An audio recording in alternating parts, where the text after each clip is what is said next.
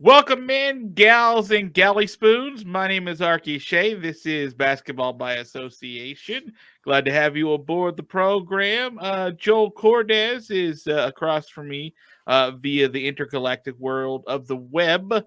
Joel, welcome to BBA 91 as we record on Martin Luther King Day. Yeah, happy to have everybody. I've never seen galley spoons as a gender pronoun yet, but I mean, it's the world we live in, so who knows?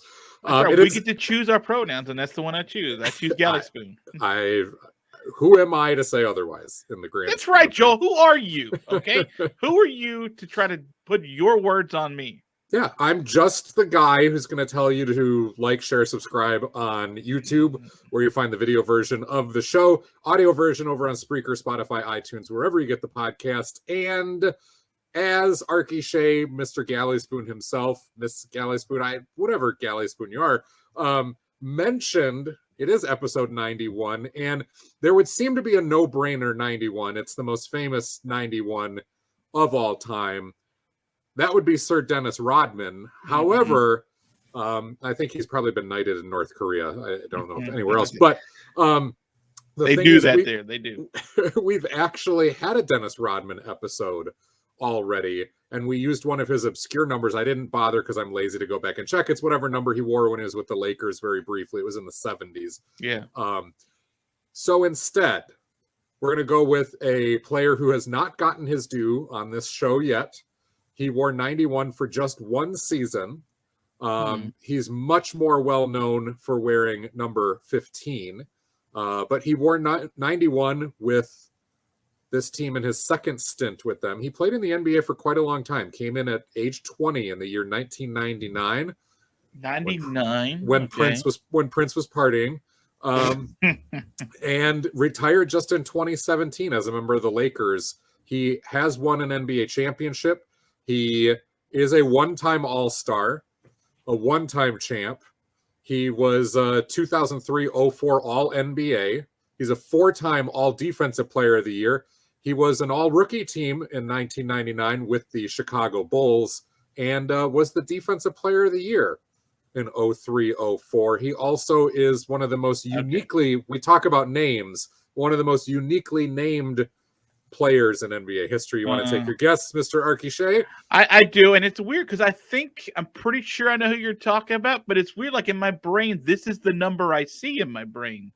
Like, is it strange to me that like this is the number? Like when I think of Ron Artest Meta World Peace, like this, that number 91 is the one I see when he was with the Pacers, right? Yeah, and just the one season where he wore it. So I don't even know what his other number. What was his other number? He wore number 15. 15. Oh, you said he wore 15 for 2 seasons with the Bulls and 4 seasons with the Pacers. This is what we always say, Joe. Obscure the number. If it's weird, it'll stick out, even if it's for. That's the number I remember. This gets weirder though, because he's with the Pacers. He wore 23 for 1 season with the Pacers. Sure. He wore 91 for 1 season with the Pacers. So he was number jumping even as he name jumped. Well, wasn't there a weird time where like the NBA said no number 23? Or like didn't they just like I don't know. I thought there was a time when the NBA was like, we're done with maybe 23. Like we're retiring it all across the league, and I think they backed off that maybe. Maybe. Sacramento Kings, 2 seasons, wore number 93. Wore 96 with the Houston Rockets in 09. Remember, he was with T-Mac and Yao Ming. With the LA Lakers for 7 seasons, he wore 37. So that's really the more iconic number because he gets his championship there. Goes back to number 15 for 2 more seasons with the Lakers, and then number 51 with your New York Knicks in 2014. So a man of many names. Remember, it's not just Meta World Peace. It's not just Ron Artest. It's also Panda Friend, the Panda's friend. That was official. That was legally changed. And right now it's Meta Sanford Artest in 2020, I believe, when he got married. So okay, I don't know that basketball reference. Thank you. That one I don't know. I vaguely remember the Panda's friend one. Other nicknames include Ron, True Warrior, the Panda's friend, and Beast. And True Warrior is not a nickname. It's a descriptor. It's not a nickname. When it's spelled TRU spacebar WARIER, it's a nickname. Okay, but no one says it. Like it doesn't change. the spelling doesn't change the pronunciation of it. Like, I'm not writing your nickname down. I'm calling you your nickname. I'm not like, but were you ever at Bleacher Report, like writing like TRUWARIER?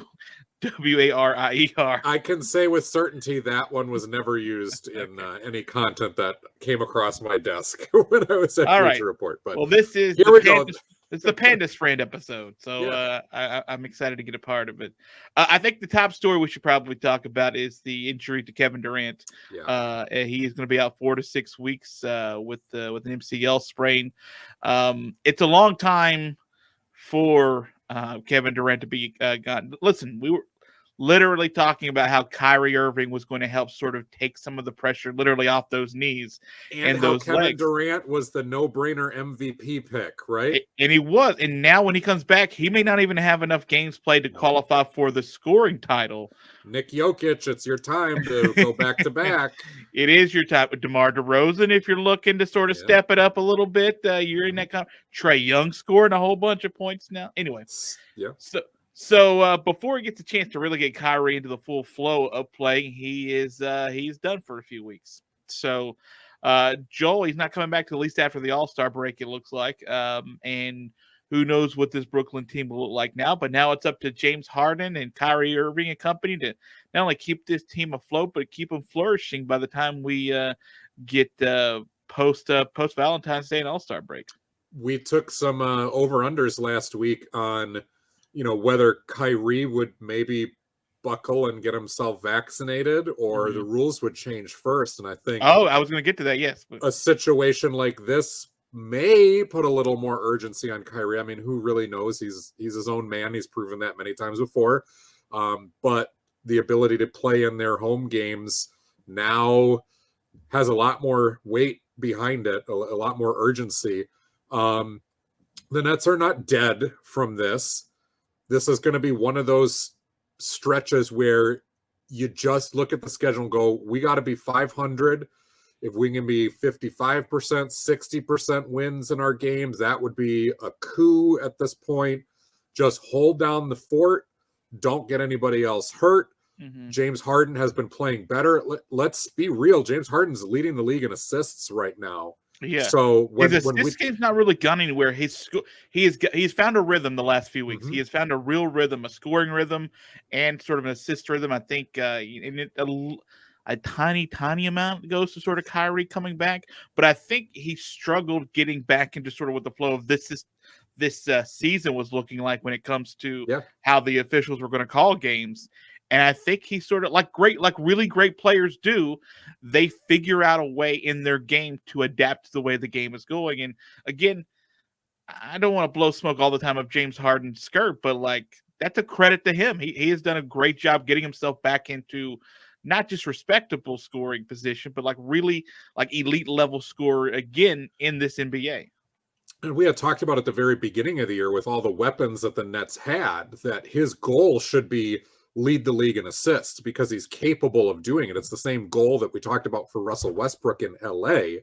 So many offensive weapons, those guys didn't need to score 30 points. That changed pretty quickly for the Nets, as it did for the Lakers too down the line.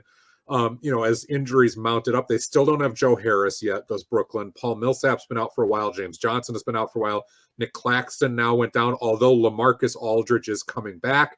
That's a guy where you get the sense that, no, you don't want to play LaMarcus 30 minutes a game, but you probably haven't utilized his offensive skills to their fullest, and now that's going to be a thing. Finding him for those pick and pop jumpers, that over the left shoulder fadeaway jumper that he's made his career out of. He's a great mid-range release valve. He can finish a play around the rim still. He's not going to dunk or get above the rim, but this guy is a scorer, and you're going to need him because the corpse of Blake Griffin has still not been reanimated yet this season. Yeah. And it's been really sad with how well he played last year when he got brought in. And now all of a sudden it's like, dude, what happened? He's completely different. Like you look more broken down than you did in Detroit. It doesn't make any sense. Yeah, it's stark, the difference between that. So that's interesting. I wanted to just piggyback also on something that we haven't really had a chance to sort of discuss now that it could be an issue. is that New York is allowing itself that if you want to sort of defy the mandate for vaccination, you're up to you can get fined each time that you sort of now this is an employer sort of fine, so you can be fined $1,000 the first time. I think it goes up to like 5,000 per offense afterwards. But like it's obvious, like if the Nets want to and they're allowed to get away with just sort of the fine, $5,000 a night's really nothing. No, that's an excellent point, and surprising that it would be a flat dollar amount, which penalizes, of course, small businesses and those that are less well-heeled, whereas mega corporations and very wealthy ones like the Nets, you're right, that's nothing. Once again, that's a income disparity type of thing, but you're right, that would be a potential strategy.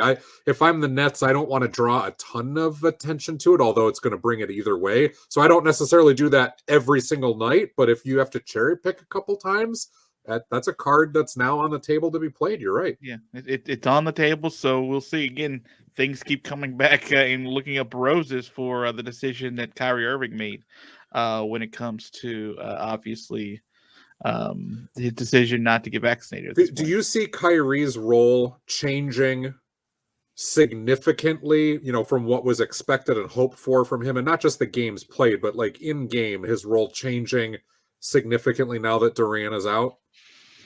I don't see it changing significantly because I don't think it sort of needs to right now. I think there'll be more experimentation with his role, but I don't see, again, with the majority of this team's games over the rest of this month and early February being on the road, and the majority of those being against competition that they can't beat. They're half a game back at first place right now, so I don't think there is a sort of a panic. Let's adjust a bunch of things here with Kyrie, but I think there is probably a little more willingness to sort of play around with this role. I guess now that you have more opportunity to do so, and who knows, maybe you also worry about the PR thing at home too, and you experiment a little bit with maybe a fine here, a fine there, and see how people sort of handle that. And if they handle it fine, and you don't see a big mass exodus of fans or something, which I doubt they would, then maybe you have more time to be able to play around with. But I don't know if do you think there's a chance it changes or adjusts? I think the number of touches goes up. The nature of those touches won't necessarily, his minutes probably jump a little faster. We had talked about easing him back in, making sure he had his sea legs, but he played like 29 minutes his first game back, and you're right, like, and he looked in shape, and we kind of gave him his laurels for that, of saying, all right, dude, you stayed ready. So as long as that general soreness and those early comeback injuries that do stack up for a lot of players, as long as that nagging stuff doesn't set in, I think you ramp him up a little bit faster because he looks like he's ready. He is, as of right now, going to have extra days off with those home games. How much him and Harden play off of one another is going to be really interesting, because both of those guys can be catch and shoot guys. Both of them can be slashers. Both of them are willing passers, but we both know that they're best scoring with the ball in their hands and kind of initiating into their own shots. So whether it's you continue to stagger those guys a little bit and you just hope that LaMarcus Aldridge and Patty Mills can make enough shots, and you pray that Joe Harris and maybe Paul Millsap are going to get back sooner rather than later, that some of the other guys who, maybe are 6 point per game scorers are now up around 10 or 12. You're looking DeAndre Bembry's way, Bruce Brown's way a little bit more, James Johnson occasionally, Javon Carter. Like, those guys, they just got to make more shots, and you still have to be able to get stops. That's where I'm a little bit worried about the Nets, because remember, Kevin Durant is not just an all-world offensive player. He's a very good defender who, with that massive wingspan, just takes up a lot of space. It's not like a big 7 foot, 290 pound guy taking up space in the lane, but the wingspan does take away angles from people. And it's one of the things that's made him really disruptive. And so you lose that now if you're the Nets, but they're not dead in the water by any means. It's good news that it's not season ending, of course. Kyrie's, he's going to get his chance, but I think the goal here is stay 500, stay a little bit above that if you can. And if you're Miami or Milwaukee or Philadelphia, you got to be looking at this chance right now, because Chicago's hurting. Zach LaVine is down. Now Brooklyn is without Kevin Durant. Both of those teams are going to remain competitive, but they're probably not going to win at the same clip. And over the last 10 games, they haven't been winning at the same clip. Chicago's won 6 out of their last 10. Brooklyn's only won 4 out of their last 10. Milwaukee continues to beat the good teams and then not show up against lesser opponents. Philly's been red hot. They've won 9 out of their last 10, and I think it's like 12 out of their last 15. And Miami's been, very competent, 7 out of their last 10, and Bam Adebayo is supposed to be coming back. So those three, it's kind of like being in that marathon or, driving in a long distance race. You put yourself behind the leader and you wait for that chance to maybe jump ahead when there's an opening. Now is it if you are those three teams. Oh, for sure. For sure. I wanted to mention this, Kyrie, he's playing right now, actually, against the Cavs. And this is his 4th game back. 32, 40, 25, and right now 19 minutes played. Again, they're still playing right now against Cleveland. So that'll change. So, yeah, they've not been shy about sort of giving him minutes and getting back into it. So we'll take a look at that. My next story I wanted to talk about is, of course, my Knicks making a push for the playoffs. They trade away my favorite friend, who no one seems to like but me. Him? Kevin Knox. He is no longer on the team. But Cam Reddish comes back for Atlanta. And I don't really want to talk about this as much for New York because it's sort of important for New York. But, the Knicks, I think, are still making moves. But the Hawks may also still be making moves, as there's reports that the director of basketball operations said on a radio show recently that maybe he made a mistake bringing everybody back. And now that John Collins, who is super signed up for super bunch of money, he may be on the move if things don't start changing for Atlanta. So, Joel, let's just talk about this from an Atlanta-only standpoint. As much as I want to talk about the Knicks, badly want to talk about the Knicks. Cam Reddish being gone from the team very quickly after being drafted there. And, Joel, the possibility that if things don't change quickly, that you could talk about Cam Reddish and John Collins both being off this team, a team that we were very, very, very, very, very enthralled by coming into the year. I think, honestly, probably everybody is tradable except for Trae Young on the Hawks right now. You could put together a package for Clint Capella. You could get Bogdan Bogdanovic. Like, nobody has fit together. And I was looking through just team stats on the year before the show. And one of the things that stood out about the Atlanta Hawks is how nothing stands out. Typically, even a team that's having a bad season, they're going to be top 10, top 15 in something where you're like, oh, but they still block a lot of shots. Or, oh, they jack a ton of threes. They're just not making a lot of them. Atlanta stands out for just about nothing. They're like 17th or lower at everything. So when you and I have been talking for the last few weeks about the lack of identity, it's not just an eyeball thing. It's a literal stat thing too, where a team that was so promising last year and so dangerous now stands for nothing. We have no idea what they are, and they have not had perfect health all season, but who has? But they've had better health and more continuity than last year.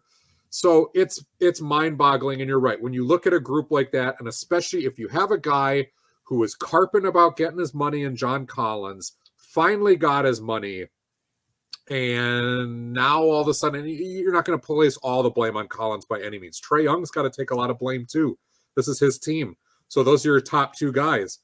But Collins gets his bag and the team nosedives, and there doesn't seem to be anybody stepping up besides saying a few things in the media, but it doesn't seem like anybody's stepping up to improve continuity, to improve defensive responsibility, which is the big one for this team. They don't do any of it.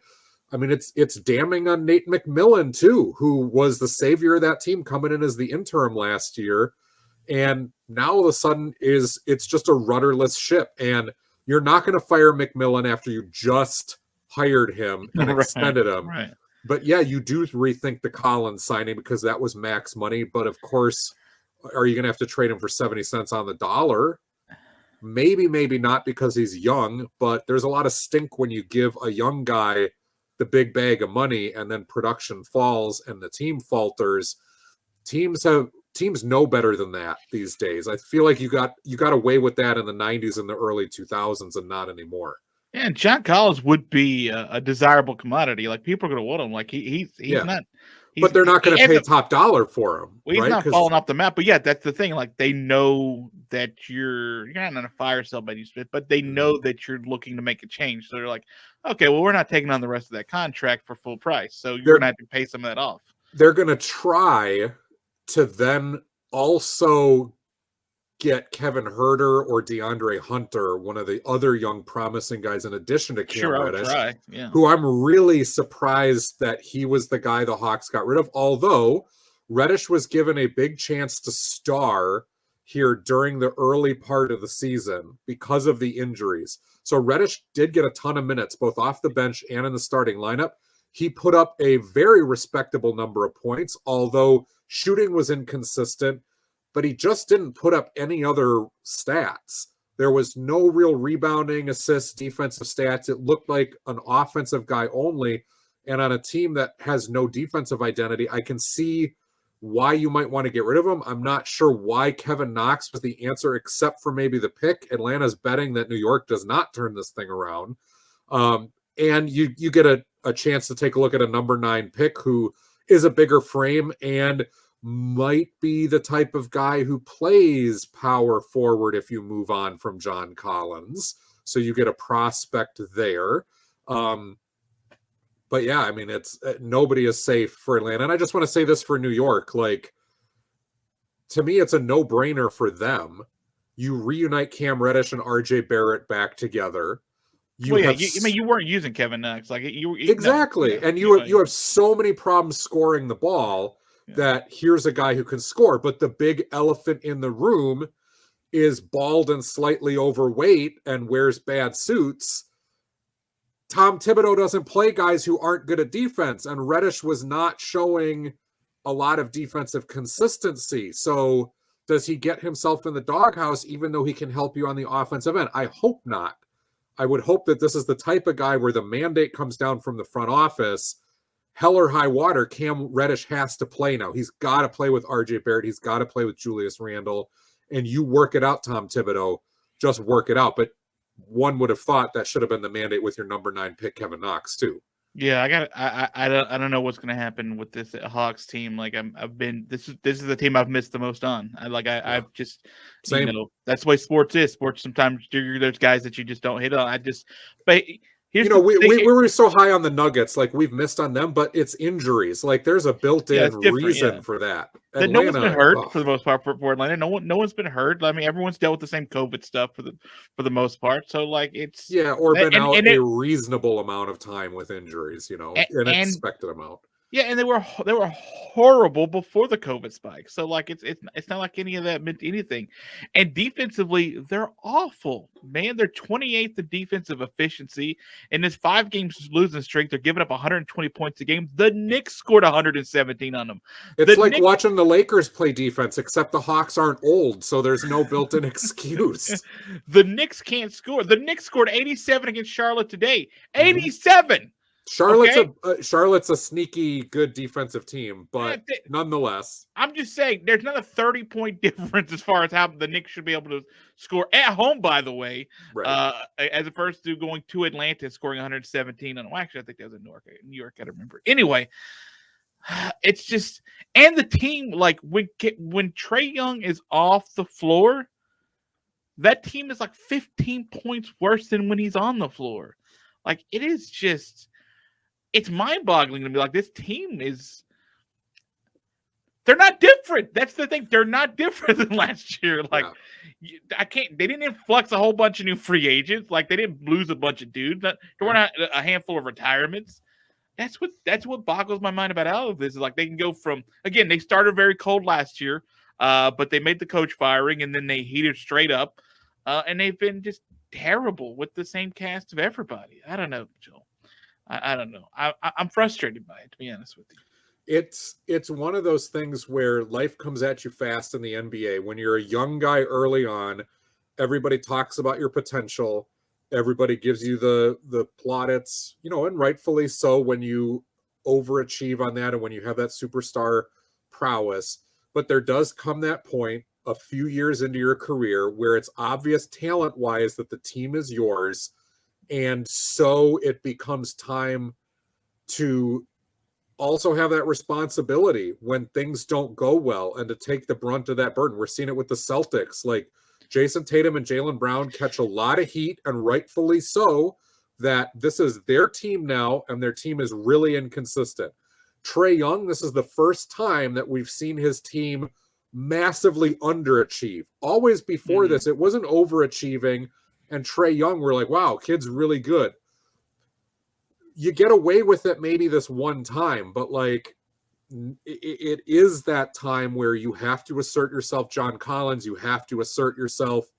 I understand it's not always as easy as just talking to guys in the locker room. There's the scheme issues, there's personnel, there's all that stuff. But like you said, we have seen this team play better. We have seen what they're capable of. So there is some responsibility that has to fall at the feet already of a very youthful Trae Young. It's just the way it goes. Yeah, like if you want to be the big horse in the barn, like you're going to have to take some of the brunt of the blame when things are nearly as bad. It's the same thing with Luka Doncic. Like the Mavericks started out kind of slow. Doncic looked a little out of shape again to start the season. They're playing much better now, even though their cast of characters really hasn't changed all that much. And Porzingis has been in and out of the lineup because of COVID.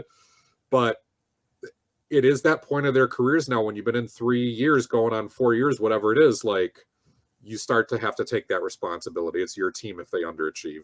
If you're watching the video feed, I'm a little distracted. MLK Day means all day basketball. So right. I'm watching Chicago and Memphis right now.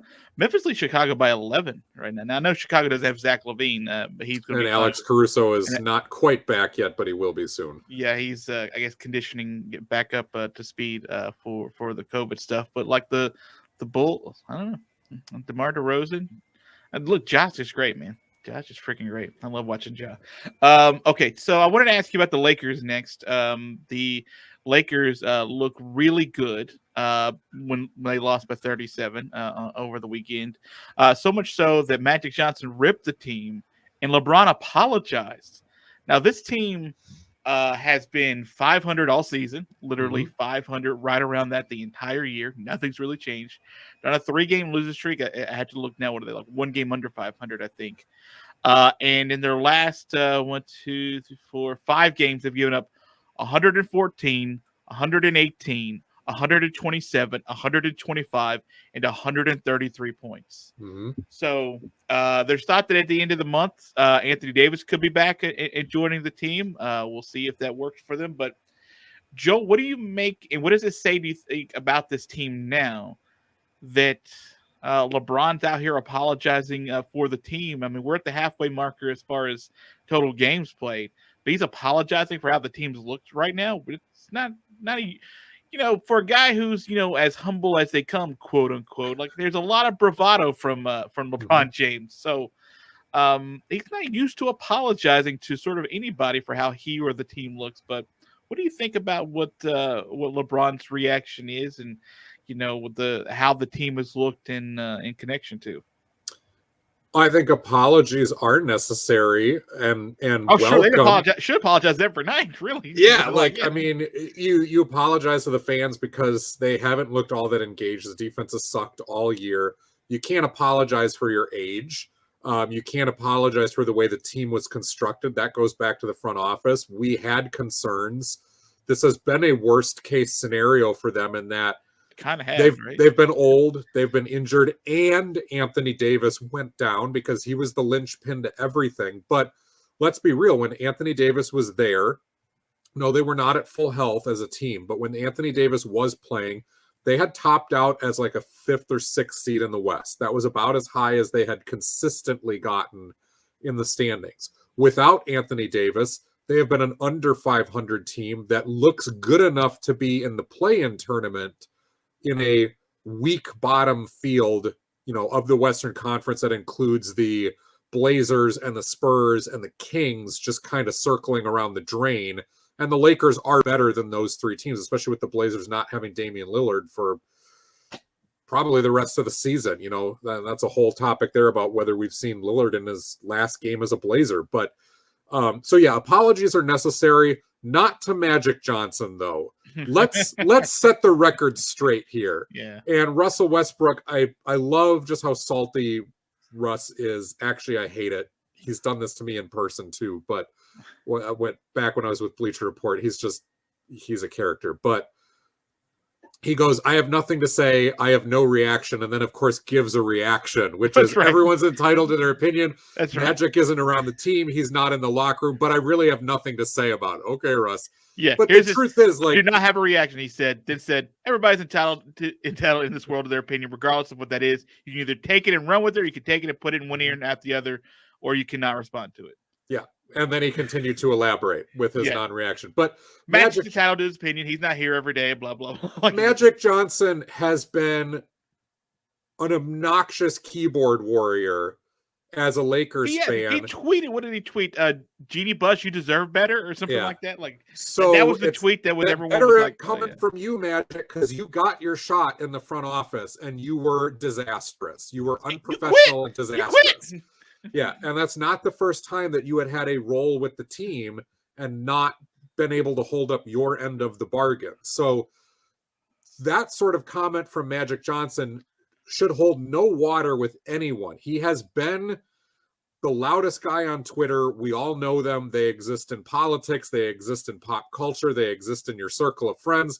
That guy who just runs his mouth and makes a big stink about everything, but has no real solutions to anything at all besides to complain and point out the obvious. And Magic has done this for a long time.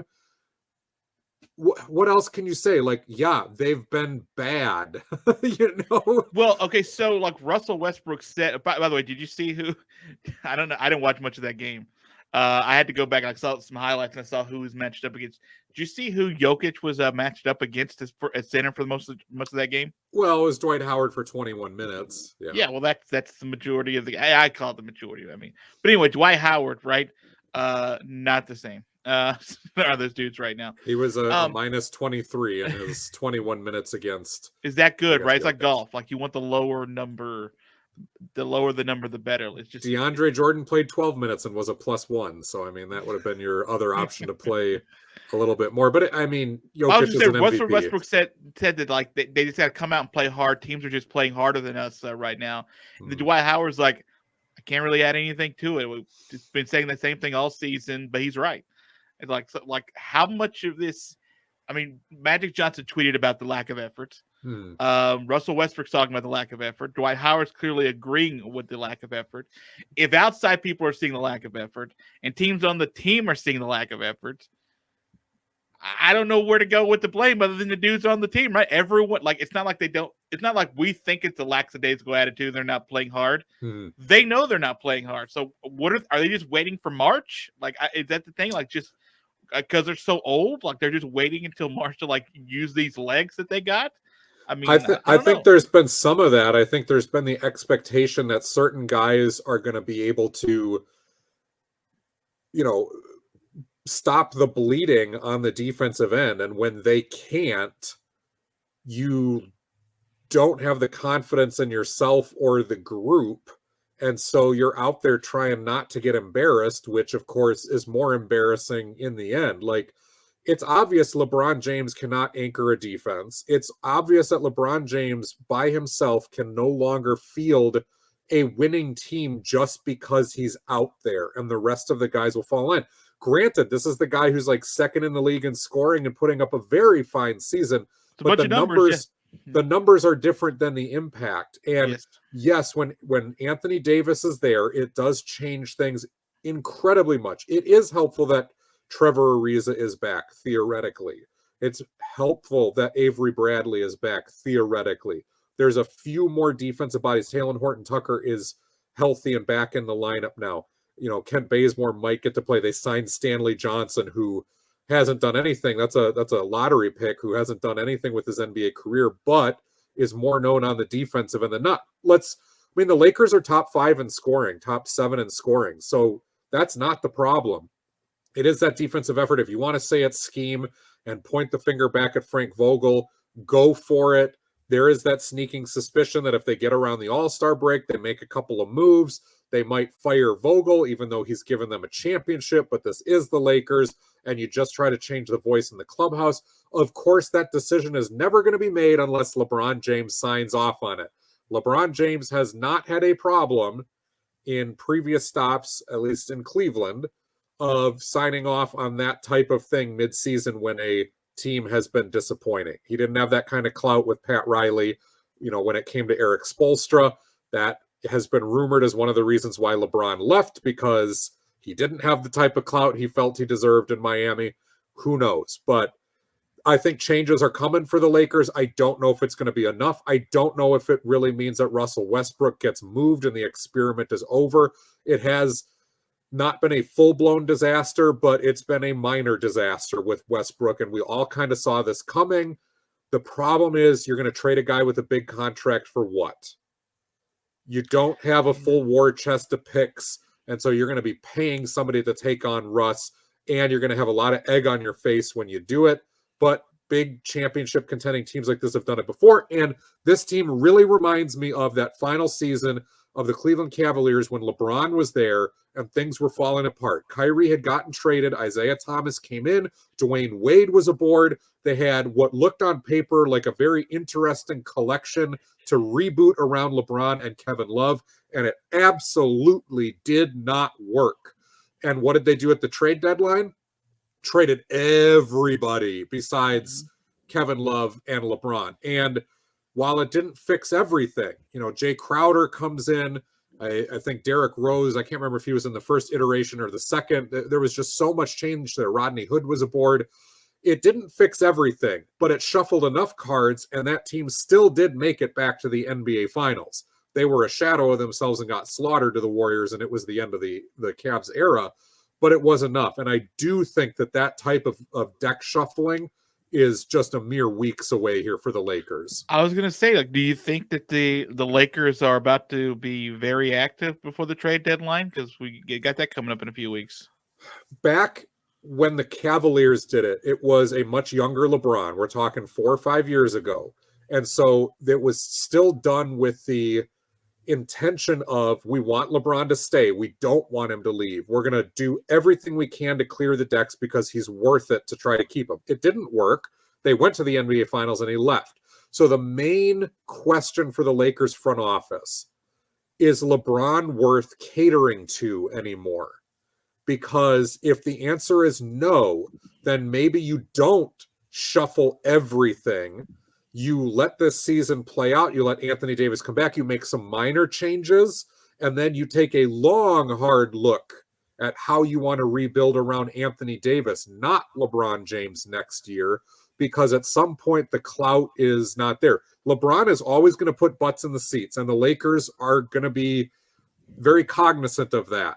I don't think they're going to do LeBron wrong, but there may be that sea change, and LeBron has kind of alluded to it already. It's Anthony Davis's team to begin with, but that means more than just words out of LeBron's mouth. That also is going to steer how you build going forward. Yeah, and look, LeBron's already said he's not leaving until he gets to play with Bronny. So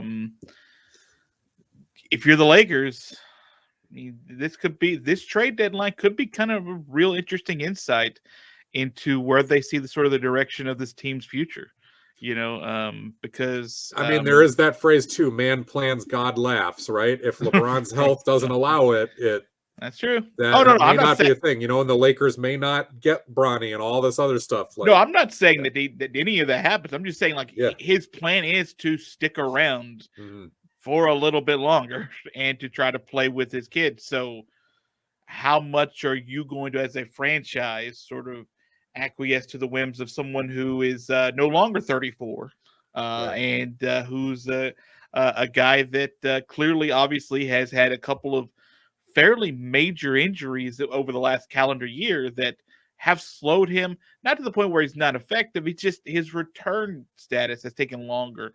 and longer. I saw a video where Dwayne Wade was talking about, and you may have seen the same video before. He was being asked like, what makes LeBron James like different? And he sort of pointed upstairs, like to the man upstairs, and said he's seen the guy do major ankle damage, like roll ankle in a game, and stay in the game or come back right after, like things that would keep guys out 4 to 6 weeks. He's still in the game. It's not quite the same anymore. And LeBron is not Kobe. The Lakers dealt with Kobe Bryant, who was coming off a major injury and hobbled, and they still gave Kobe the keys to the car, sometimes inspiringly so, sometimes embarrassingly so in that last season.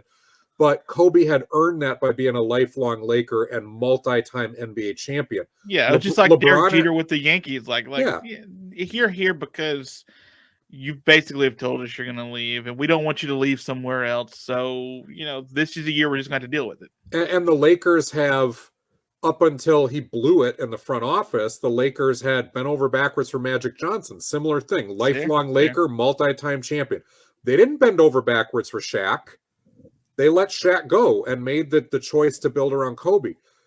LeBron James has won one Lakers championship and this is not to be unfair because they earned it, but an asterisk year during the bubble, right? The Lakers those fans didn't see it. Like there was no game to it. Yeah, and they earned it. I mean, they earned it. But so the connection to the team in that championship and everything isn't nearly as strong. I see exactly what you're saying. Yeah. Exactly. So LeBron is one of the many, many stars, all-time Hall of Famers who have come through the doors of the Lakers organization. But they've had a lot of those. And you don't necessarily build around that guy or cater everything to him the same way that Cleveland would. Where you haven't had as many Hall of Famers, and LeBron is forever entwined with that organization, even though he will have wound up playing more seasons in other jerseys, probably when it's all said and done, but it's just a different situation.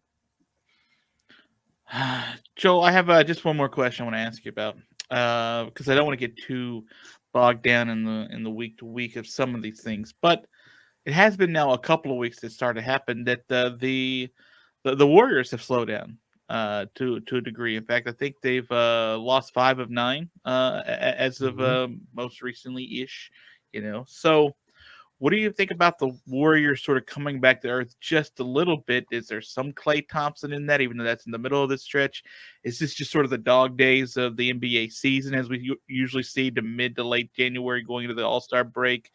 Or is this something where, you can only be as this team with its major star and Steph Curry and without Draymond Green, ages a little bit more? You're not going 72-10 again. Like that was a magical season. This is a team that just, takes a step back throughout the season every now and then. Yeah, there's a lot of factors at play there. And Phoenix went through a little bit of a rough stretch too, right around the same time, although now the Suns have won 7 out of 10. Yeah. And the Jazz have been unable to catch up. Grizzlies were unable to take advantage of that either. But the Warriors went cold, number one. They just had a stretch of like 3-4 games where the 3-point shooting for everybody, including Steph, just plummeted. Like nobody was hitting. He had like his worst 5-game stretch shooting of his career, I think, during the streak. Yeah. And other guys were not hitting either. Now Steph is dealing with the hand injury. You've got Draymond Green out with the calf injury. You're not going to rush either of those guys back. You get Klay Thompson back, which is a shot in the arm psychologically. But as we have said, while Klay can still knock down a shot, he's hitting barely 40% right now. His arc doesn't look right on his jumpers. The form and follow through and release looks like it's coming back. He's moved fairly well, although it's still, as you and I spoke about last week, it's a rusty movement, but it looks within a reasonable range for a guy who's been missing for 2.5 years. So there's rust to knock off. He's not going to be a 20-point per game scorer. Really, you go back to, you have a very solid supporting cast, and you have Andrew Wiggins as a guy who's capable of scoring 20-plus points a game. Wiggins did not do that the other night against the Timberwolves when the Warriors lost rather resoundingly, even though a handful of Wolves like Anthony Edwards did not have good games. But Golden State was outmatched in that one. That's going to happen. This is another team that until you get your stars back, you want to play 500 basketball. And there's going to be some nights where you just don't have it and other nights where you do. I think the shooting will come back. They are deep enough. This gives more minutes to Jonathan Kaminga, who I think had 19 against Minnesota. And is a guy like 25 or something the game before. Yeah. Yeah, that's a guy that the more reps you can get him, even if you lose the game, you might still win the war down the line, because if he is more comfortable to step in and get a few minutes away from Otto Porter and Nemanja Bjelica and Juan Toscano Anderson, who are all helpful players, but not the athlete that Kaminga is. If you can do that just a little bit, where hey, you can trust the kid for 12 minutes in a playoff game, and James Wiseman gets back in time, which we keep saying. I mean, the clock is ticking now with him, and supposedly there was a second knee surgery that wasn't talked about, and so the recovery time has been longer than expected, but Gary Payton II is out right now as well. You get some of those young guys back, you get the shooting back to what the reasonable level was, because remember, as good as the Warriors were, we kept looking at their percentages at the beginning of the season going, they're actually down a little bit and should be shooting better. So when they cratered like this, I still think there's a ton of upside left for them statistically to progress back to the norm. And you get your stars back. So I'm not worried. I do think you called it the dog days. That's exactly right. You limp into the All-Star break a little bit. You try to get everybody healthy. You reload. And then you go back out and you go hunting for Suns and see if you can overtake Phoenix for that number 1 seed. Okay, final question or final topic. Your Timberwolves, 5 of 7. They have won 5 of 7. Darn it! Now that you brought them up, they're going to lose 5 of 7 because that's what happened last time. That's the point. They play my Knicks tomorrow in Madison Square Garden. Mm-hmm. So, are you ready to get beaten again, Joel Cordes? Like, are you? Now I predicted a Wolves win last time. I'll predict it again this time. They are a much more talented team than New York. They just have not always consistently put that Knicks together. The Knicks took down a fully staffed Timberwolves team with ease last time they played. Unfully stacked that did not have any of their starting lineup. Not a single member of the starting lineup, including Jared Vanderbilt or Patrick Beverly, much less don't bring up Patrick Beverly. D'Angelo Russell and Anthony Edwards and Karl Anthony Towns. So let's see what they lost. Let's see what happens when we're playing with full holsters here. Don't tell me you think that team lost because of the lack of Pat Beverly, okay? That's not the reason surprisingly game. That's not why you lost. You lost because you were outwitted by old Thibodeau. That's what you were. You were outwitted by now listen. Now the fact that Anthony Edwards refused to play in that game, I saw it. He refused to play, and the Karl Anthony Towns said, "Not today. That Julius Randle kid scares me." Okay, the fact we live in an age of alternate realities, and here's Arky Shea's alternate reality. Everybody, you mean reality, Joel C. Cordes? Because I'll give you reality. I'll give you reality that Mitchell Robinson went for 14 points on that butt last time. Mm-hmm. That's right, Mitchell freaking Robinson. Okay, was that a career high for him? I think it's like his second career high. Like, I think he was the leading scorer on the team. In fact, I don't think Julius Randle went for like much in that game. I mean, those are nearly Pat Beverly numbers. I have to hold on, let me look real quick. I got the box score near me. Yeah, he's the leading scorer on the team. Mitchell Robinson, 7 of 8. He went all Mitchell Robinson on you. 14 points, 18 rebounds. Who do you think will get all them rebounds now? Mm-hmm. Huh? You think Big Cat getting them? I'll just say this. Minnesota, with as many people as they were missing in that previous game, they are only missing McKinley Wright IV coming into this evening or this upcoming game. So okay. All right, Joe. Let me look. Are you telling me that Jaden McDaniels wasn't good enough to beat the Knicks that night? That's what the box score says. Nathan Knight, who was 8.7 rebounds, huh? Mm-hmm. Like that wasn't enough. You know, Pat Beverly did play in that game. 3 points, sir. 3 points. That was a lack of Patrick Beverly because he sucked in that game. He did. Yeah. He did. It should be a good one. I mean, Jordan McLaughlin's still in the league? He is. He's a good third string point guard. I don't think he's anything more than that. But I have to say, like, yeah, all right. He'll run your offense very competently for the 10 minutes you need him.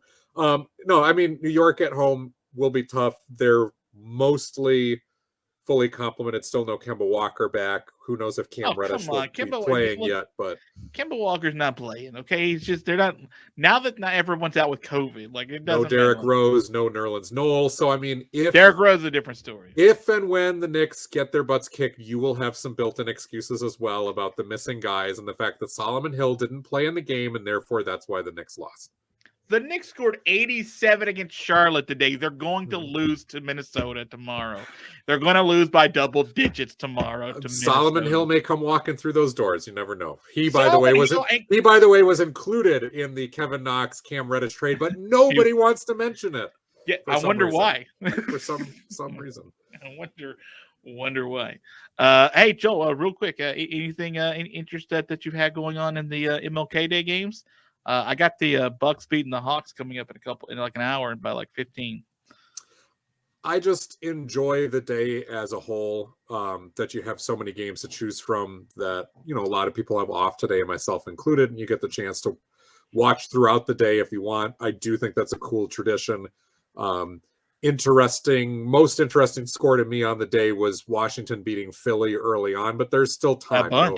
Brooklyn and Cleveland are knotted up, and that'll all be dated by the time that a lot of you are listening to this, so I won't get too far into it. But who cares? We're reacting as bros right now. Yeah, and a lot of these matchups, because of COVID or because of injury circumstance, have kind of lost some of their luster, right? Like Jazz Lakers tonight late was supposed to be a big title fight, and it's not going to be that.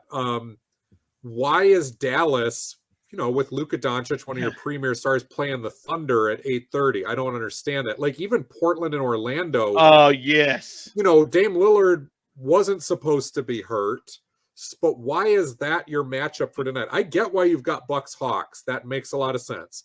Sixers Wizards, less sense. Celtics and Pelicans, less sense. So there's a lot of matchups, even Bulls Grizzlies, which turned into I don't know, maybe the best matchup of the day as far as teams that are up near the top of the standings. That still is a weird matchup to have chosen on the schedule when you think about it. So if MLK is going to be a showcase day, and it I would have expected a few more showcase type of games. I was just going to say, the NBA has a couple of days, a few days throughout its calendar that it needs to sort of showcase its product. And it has sort of Christmas Day, obviously, opening nights 1, 2, and 3. You can call all of those, and I think MLK Day, because they've carved out that day, and for good reason. And so you should have looked at the schedule and said, Bulls Grizzlies. I don't know if we thought it'd be this kind of intriguing of a match. Right, it turned out nicely. But they flexed it to TNT. Thankfully, that's true. Memphis was going to host, obviously, always host. Atlanta's going to host, which you always host. I think this Atlanta's 22nd straight year hosting or something on MLK Day, which is cool. Which should be forever. Yeah, that and Memphis should just go on forever. So yes, but yeah, I'm with you. Portland, Orlando, okay. I mean, why? A couple of these don't have to be a thing, but why is Philly not playing Boston or Brooklyn or New York? Or why are the today? Knicks playing Charlotte? I mean. I can see some of these can't be all premier matches. I get it, but all the teams aren't playing either, I don't think. And I can see the NBA looking at New York going, we don't know how good they'll be, but they'll be good enough. And Charlotte has LaMelo Ball, who wound up not playing today. Charlotte's an exciting team. This will be kind of a change-up pitch for people who want to check out. They're watching the Knicks anyway, and they might tune in because you don't get to see LaMelo Ball on national TV very much. Well, it turned out that game wasn't on national TV after all anyway. But yeah, Brooklyn, why are you playing Cleveland? The Cavaliers have been surprisingly good. No one would have predicted that. So you would think that a Cleveland-Washington matchup would have made sense, and Brooklyn should have been playing Philly. I don't know. Would this not have been the perfect day, regardless of how good they were? You would think if you're pre-planning it, for Lakers and Clippers to be playing instead of the Clippers to be hosting Indiana and the Lakers in Utah. Yeah, listen, like OKC and Orlando, we both knew they were going to be garbage. Like, so they don't have to play today. Not everybody's playing today. So, like, if you're going to have like 6 or 8 teams sit out, have Houston, they're not playing. So, like, of course, you're fine with them. I mean, the Knicks are playing like again tomorrow, for crying out loud. Like, if you want to sort of allow for the opportunity for some teams to be good, like just sort of, don't be dumb, NBA. Pick teams that you think might have a chance to be good and put them out there. I mean, like, Dallas would have made sense to have your semi-annual Trae Young, Luka Doncic matchup, although Atlanta, Milwaukee makes sense. And Atlanta just turned out to not be that great. So it's less of a good matchup, but you would think, again, pre-planning that, this would be that game like you've done on Christmas to get those two against each other. Or, New Orleans, I know they have no Zion Williamson, and the NBA probably knew. But that had to be the only thing. Like, you had to think that Zion wouldn't be 400 pounds right now and still dealing with like his foot injury.